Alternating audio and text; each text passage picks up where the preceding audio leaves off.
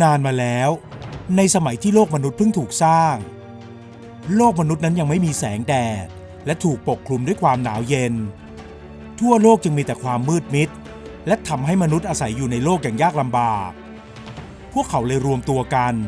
ส่งเสียงร้องไปจนถึงเมืองฟ้าเมืองสวรรค์เพื่อให้แก้ปัญหาในเรื่องนี้ไม่นานหลังจากนั้นโลกก็มีพระอาทิตย์ทอแสงและคอยส่องสว่างให้กับมนุษย์เรื่อยมาโดยพระอาทิตย์นั้นได้ทำหน้าที่อย่างไม่ย่อท้อเมื่อเหน็ดเหนื่อยก็จะตกลับขอบฟ้าซึ่งนั่นคือเวลาพักผ่อนของพระอาทิตย์เมื่อพักผ่อนนอนหลับจนเต็มอิ่มแล้วก็จะโผล่ออกมาส่องแสงให้กับผู้คนบนโลกต่อไปผู้คนในโลกก็เริ่มใช้ชีวิตเรียนแบบพระอาทิตย์คือเมื่อพระอาทิตย์ตื่นขึ้นมาทอแสงเมื่อไหร่พวกเขาก็จะตื่นขึ้นมาใช้ชีวิตประจำวันเช่นกันและเมื่อไหร่ที่พระอาทิตย์ตกลับขอบฟ้านั่นคือเวลาพักผ่อนนอนหลับของพวกเขาเหมือนกันพระอาทิตย์คอยส่องแสงให้ผู้คนมานานวันและผู้คนบนโลกก็เริ่มสบายขึ้นเพราะมีแสงสว่างให้มองเห็นพวกเขาได้พึ่งพาอาศัยแสงสว่างจากพระอาทิตย์และยกย่องให้พระอาทิตย์เป็นเทพแห่งแสงสว่างของพวกเขาเมื่อมีแสงสว่างส่องไปยังพื้นโลกก็ทำให้มนุษย์ทุกคนมีความสุขมากขึ้นและมีชีวิตที่สะดวกสบายมากขึ้นด้วยพวกเขาพากันออกไปทำมาหากินปลูกผักปลูกข้าวออกหาอาหารเพื่อนำมาไว้กินไว้ดื่มและพวกเขาก็มักจะทำพิธีบูชาพระอาทิตย์กันอยู่บ่อยๆซึ่งก็เป็นที่ชื่นชอบของพระอาทิตย์ด้วยที่เห็นผู้คนให้ความสำคัญและใส่ใจพระอาทิตย์จึงพยายามทำหน้าที่อย่างไม่ขาดตกบกพร่องหลังจากที่พระอาทิตย์นำแสงสว่างและความสะดวกสบายมาให้มนุษย์ที่เคยอยู่กับความมืดมิดมาก่อนบางคนก็ยังไม่เคยชินกับการตื่นพร้อมๆกับดวงอาทิตย์ที่ลอยขึ้นมาส่องแสงและหลายคนก็ทำงานมากขึ้นกว่าจะเข้านอนก็ป่าไปค่อนคืนแล้วเมื่อเหน็ดเหนื่อยจากการงานก็ทำให้นอนตื่นสายแม้ว่าพระอาทิตย์จะส่องสว่างให้สัญญาณแล้วก็ตามพวกเขารู้สึกว่าการตื่นสายและการไม่รู้เวลาเช้านั้นเริ่มเป็นปัญหาสำหรับพวกเขาเพราะทำให้ร่างกายไม่สดชื่นแถมยังเสียเวลาในการทำงานอีกเพราะกว่าจะได้ออกไปทำมาหากินพระอาทิตย์ก็ส่องสว่างลอยเลื่อนไปอยู่ด้านบนสุดของศีรษะพวกเขาแล้วเมื่อเริ่มทำงานช้าก็ต้องเร่งรีบเพื่อให้ได้ทำงานในปริมาณเท่าเดิมเมื่อต้องทำงานเท่าเดิมก็ทำให้ต้องเลิกงานมืดค่ำมนุษย์จึงได้ส่งตัวแทนไปบอกกล่าวกับพระอาทิตย์ท่านพระอาทิตย์ท่านช่วยชะลอการเคลื่อนตัวจะได้หรือไม่หยุดนิ่งอยู่กับที่เพื่อที่พวกข้าจะได้ทำงานให้ได้เท่าเดิมไม่ได้ดอกข้าหยุดนิ่งไม่ได้ตัวข้าต้องเคลื่อนที่ไปเรื่อยๆเมื่อพระอาทิตย์ไม่สามารถช่วยพวกเขาได้หลายคนจึงรู้สึกไม่สบายใจและคิดหาหนทางเพื่อแก้ปัญหาในเรื่องนี้จนสุดท้ายพวกเขาก็ได้ส่งเสียงร้องถึงสวรรค์อีกครั้งและสวรรค์ก็ได้ส่งไก่มาให้ไก่นั้นได้ส่งเสียงร้องขันเมื่อใกล้รุ่งตอนที่พระอาทิตย์กำลังจะขึ้นมันคอยบอกเวลาตื่นให้กับมนุษย์และผู้คนก็ดีใจมากที่สวรรค์ได้ส่งไก่มาเพื่อปลุกพวกเขาในยามเช้ามืดใกล้ๆกับเวลาที่พระอาทิตย์จะขึ้นมีไก่มาส่งเสียงขันปลุกทุกเช้าก็ดีเหมือนกันนะผู้คนต่างพากันดีใจที่สวรรค์ได้ส่งไก่มาเป็นยามบอกเวลาให้กับพวกเขาและไก่ก็ไม่ได้เป็นเพียงยามบอกเวลาให้กับมนุษย์เท่านั้นแต่มันยังคอยปลุกพระอาทิตย์ด้วยเพราะพอเช้ามืดไก่ก็จะรู้หน้าที่ของตัวเอง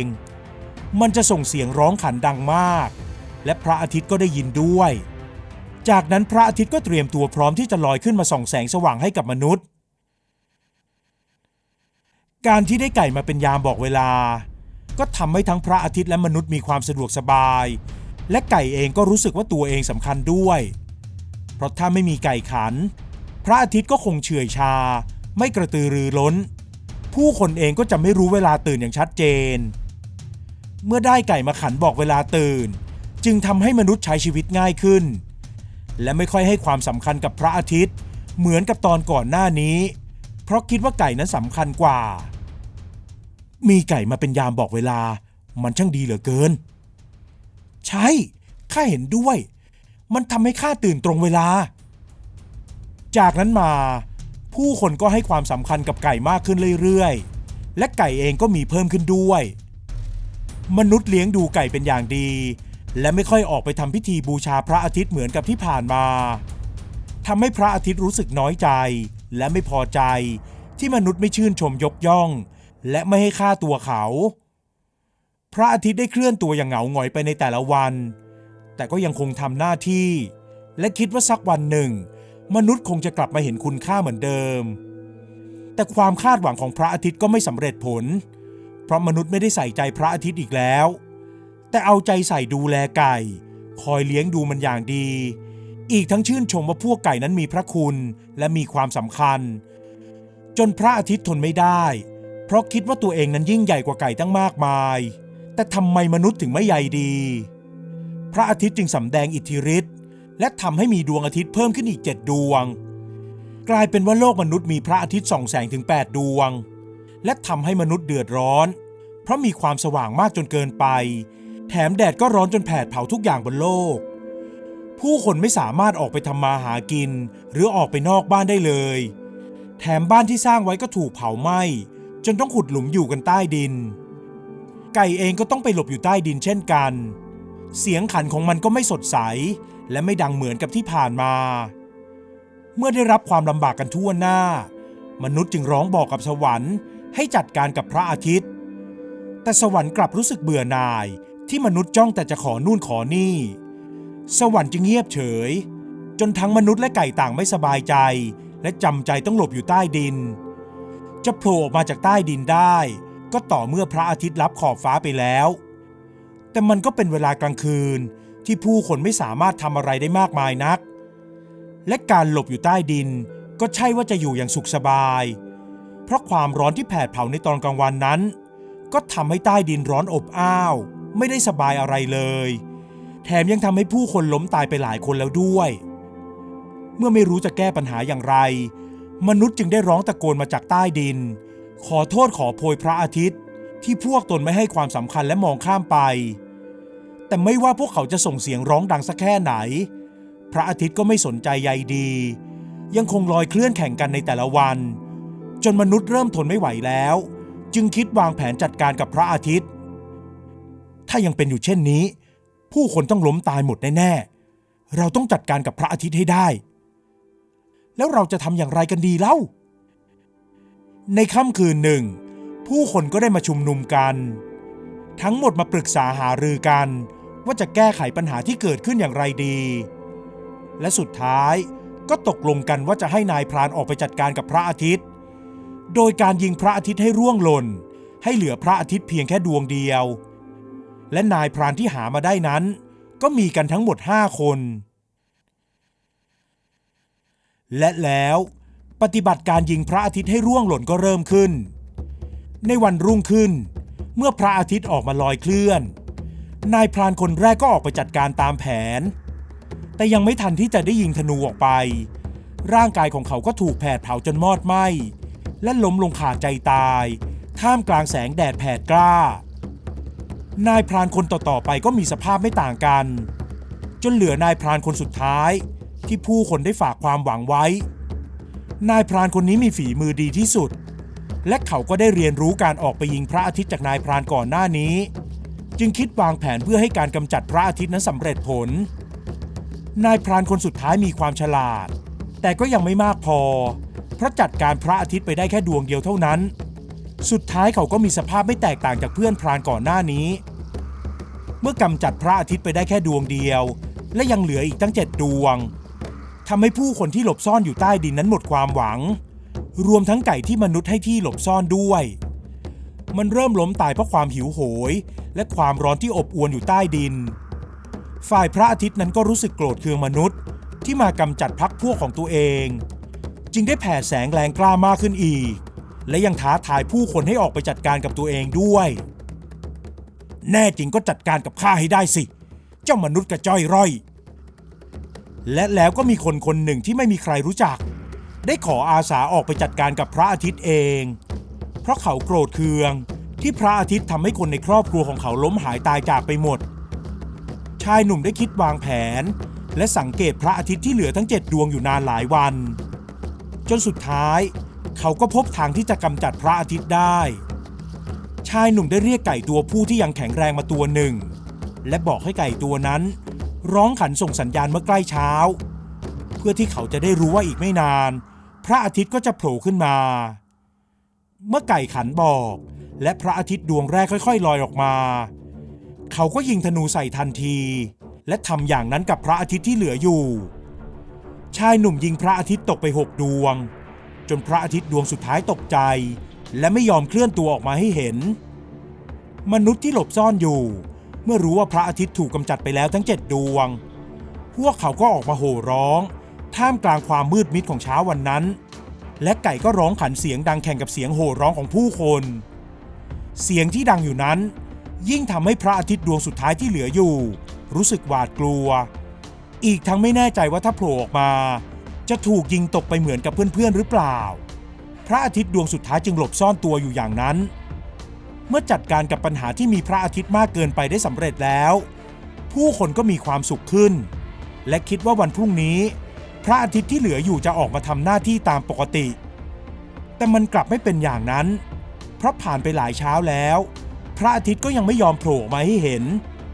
ทั่วโลกจึงมืดมิดและถูกปกคลุมด้วยความหนาวเย็นอีกครั้งมนุษย์จึงต้องคิดหาหนทางพยายามหาวิธีที่จะทำให้พระอาทิตย์ลอยออกมาไก่จึงรับอาสาที่จะขันให้เสียงดังมากขึ้น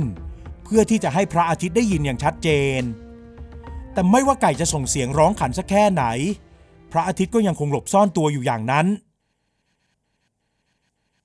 จนกระทั่งมีไก่ตัวผู้ที่แข็งแรงตัวหนึ่งได้ขออาสาร้องขันเพื่อเรียกพระอาทิตย์ข้าเห็นพวกท่านขันอยู่หลายวันแล้วให้ข้าลองขันดูบ้างเถิดเพื่อเสียงของข้าจะทำให้พระอาทิตย์ลอยออกมาและเช้าวันต่อมาไก่หนุ่มแข็งแรงตัวนั้นก็ส่งเสียงร้องขันด้วยความจริงใจหนักแน่นและไม่กระด้างทำให้พระอาทิตย์รู้สึกวางใจและยอมโผล่ออกมาส่องแสงนับตั้งแต่นั้นมาโลกก็กลับมาสุขสงบเหมือนเดิมต่างฝ่ายต่างก็ให้เกียรติกันผู้คนเองก็กลับไปยกย่องพระอาทิตย์และทำพิธีบูชาเสมอมาอีกทั้งยังคอยดูแลเลี้ยงไก่ด้วยความรักและครอบครัวไก่ผู้ตัวนั้นที่ส่งเสียงร้องขันจนพระอาทิตย์ยอมออกมาก็ได้รับหน้าที่ร้องขันในทุกเช้าตรู่เพื่อปลุกผู้คนและขันบอกพระอาทิตย์อีกด้วยการดำเนินไปของพระอาทิตย์และผู้คนนั้นไม่มีปัญหาอะไรคงมีแต่ไก่เท่านั้นที่มีปัญหาเกิดขึ้นเพราะไก่ผู้ตัวนั้นเกิดยึดมั่นถือมั่นว่าถ้าตนเองไม่ขันหรือหมดเสียงขันไปแล้วพระอาทิตย์อาจไม่ยอมออกมาส่องแสงก็เป็นได้และผู้คนก็ต้องตกอยู่ในความหนาวเหน็บอีกมันจึงทำหน้าที่อย่างแข็งขันและไม่ยอมฝึกปรือลูกไก่ตัวผู้ของมันให้ขันได้เหมือนกับตนเองจนวันเวลาผ่านไปและไก่ผู้ที่เคยแข็งแรงก็เริ่มแก่ตัวลงแต่มันก็ยังคงยืนหยัดที่จะทำหน้าที่ต่อแม้ลูกของมันจะขอรับอาสาทำเองแต่มันก็ไม่ยอมข้าขันแทนพ่อได้พ่อไปพักเถิดไม่มันต้องเป็นเสียงขันของพ่อเท่านั้นพระอาทิตย์ถึงจะออกมาทอแสงแม้เจ้าของไก่จะบอกกล่าวให้มันพักและให้ลูกทำหน้าที่ขันแทนแต่ไก่แก่ผู้คิดไปเองก็ไม่ยอมและยังยืนยันคำเดิมตามที่เคยพูดกับลูกของมันเจ้าของมันเลยเบื่อหน่ายที่จะบอกกล่าวจนเช้าวันหนึ่งมันก็ขันไม่ออกเพราะแก่เกินกว่าจะเปล่งเสียงได้แล้วมันล้มลงหมดแรงและมองไปที่ภูเขาสูงแต่ทันใดนั้นพระอาทิตย์ก็โผล่ออกมาตามเวลาเดิมโดยที่ไม่มีเสียงไก่ขันไก่แก่ตัวนั้นรู้สึกงุนงงมากและสุดท้ายเมื่อเจ้าของบอกกล่าวมันเลยได้เข้าใจเจ้าของมันบอกว่าพระอาทิตย์นั้นไม่ได้หวาดกลัวในเรื่องที่มนุษย์จะทำร้ายแล้ว